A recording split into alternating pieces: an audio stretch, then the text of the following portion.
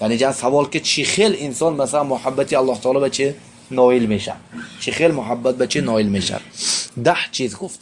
یکمش قرائت قرآن با تدبر یعنی چه فکر اندیشه کرده و تفهم به فهم معناهاش و چیزی که چه از وی طلب کرده. فقط قرائت نه لیکن چه فهم معنای آیت فهم، معنای آیت فهمیده. دویمش تقرب به الله سبحانه و تعالی با ادای چه نوافل بعد الفرائض. حدیثی معروف حديث عطاء أبي هريرة عن رسول الله أن الله عز وجل لا يزال عبد يتقرب إليه بنوافل حتى أحبه. یعنی بهترین چیزی که الله تعالی بندش دوست می‌دارد به چی چیز؟ هم وقتی که بنده چیکار کند، یعنی فرض‌های انجام دهد. سونی چی؟ نفل‌های. یعنی معنیش نه که فرض‌های مونده نفل‌های کنه، نه، اول فرض‌های انجام داده سونی نفل‌های میکنه. برای چی میگن؟ میگن من اشغله فرضه عن نفله فهو معذور و من اشغله نفله عن فرضه فهو مغرور. فهمدید؟ یعنی معنای قول چیه؟ کسی که فرضش از نفلش مشغول کند، یعنی فرضه و نفله، یعنی به فرض مشغول شده نفل جا باوره نتونست، وای معذور، وای چی هست؟ معذور است، عذر دارد. فهمدید؟ لیکن همونه که به نفل مشغول شده فرض ترک کرد، وای مغرور، وای خودش فریب داد. بامداد فجر به اذان گفتگن، قامت گفتگن، وای چی خوانشنده قیام اللیل دوام داد استوده است.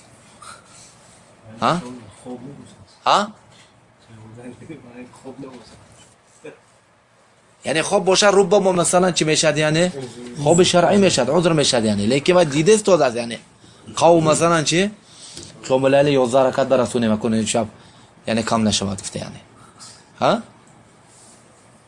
فهمدید؟ یعنی اینا چی میگن نمیشه؟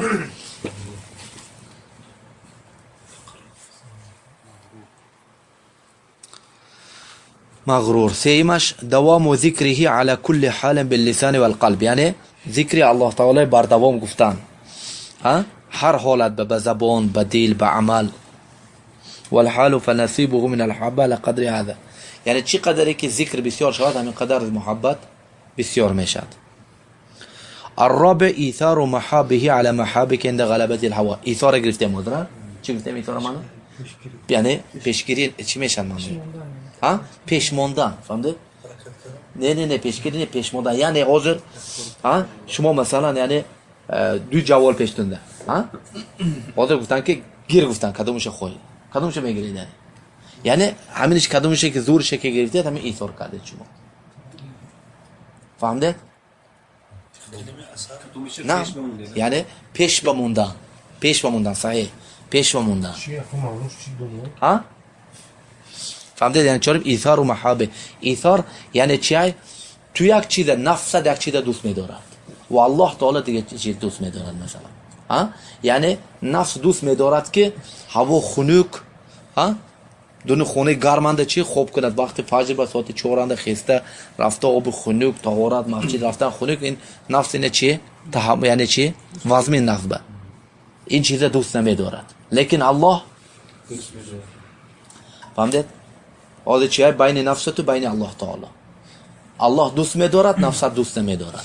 چیزی که الله دوست می‌دارد اون نمیگیره، نفس دست می‌گیره. علمی چیز نفس چی میگه؟ یعنی میگه که خلاص چیکار خیلی که این تلفن بعد ترک کاری که خوبش گرفته، همین خیلی گفتی الله هم میگیری، گفتی خودت چی ترک میکنی، یعنی پیشتر میگیری. پیشتر ایثار معناش پیشتر گرفتن، افضل دونستان میگیم، بهتر، افضل دونستان یعنی برحق دونستان، مستحق تر دونستان، یعنی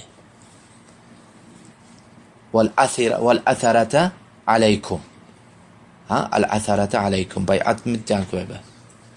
الخامس مطالعة القلب لأسماء وصفاته ومشاهداته وتقلب فيه، يعني مطالعة قلب یعنی دلت به نامهای و صفاتهای الله تعالی شناس کنن و مشاهدتها، یعنی همین خیلی تعلیم گیری که اسماء و صفات بیا که تو میبینی، و تقلبه دلت همین خیلی توبته، تقلب یعنی دل قلب توبته در چه؟ در ریاض هذه المعرفه و میادینها، ریاض معناش چیه؟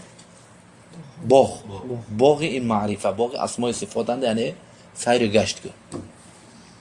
ها؟ نه، یعنی همین خیلی خوب مثلا تعلیم گیر که از تو مثلا هر روز یک باغ رفته بینی درخت های شاخ های درختت میدونم خیلی نه. هم خیلی نه باغ ناز مثلا اگر دونید هر روز مثلا سحری بیگون باغ به خیل رفتن کنید، یعنی تمام شما چی میکنید ویا ازیاد میکنید، مثل خودتون باید میدید وای گیجونده کدوم درخت وای درختنده چه خیل شاخ شای چه خیل برآمدگی همش میدونید. الان خیلی اسماء صفات رو خیلی تعلیم گرفت. الان خیلی الله تعالی نام هاش چه صفاتاش شناسید. الان سبب کتی چی میشه، یعنی محبت الله تعالی زاید میشه. یعنی ششمش مشاهدت بره، نعم مشاهدة بره وإحسانه ونعمه الظاهرة والباطنة.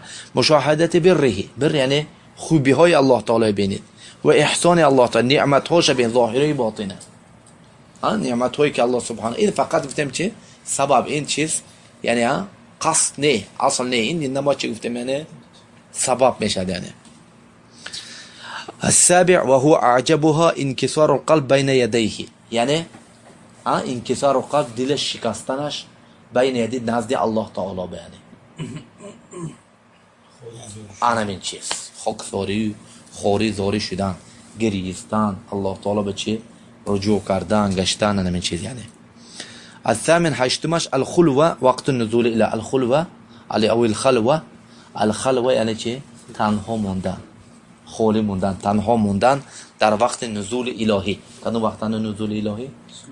علمین هم بعد از ثلث اللیل گذشتن، یعنی آخر ثلث اللیل اند، پیش از سحر. یعنی و تلاوت کتابه، تلاوت کتاب قرآن خواندن، ثم ختم ذلك بالاستغفار و توبه. سونی آخرش چیه؟ توبه استغفار کتی ختم کردن.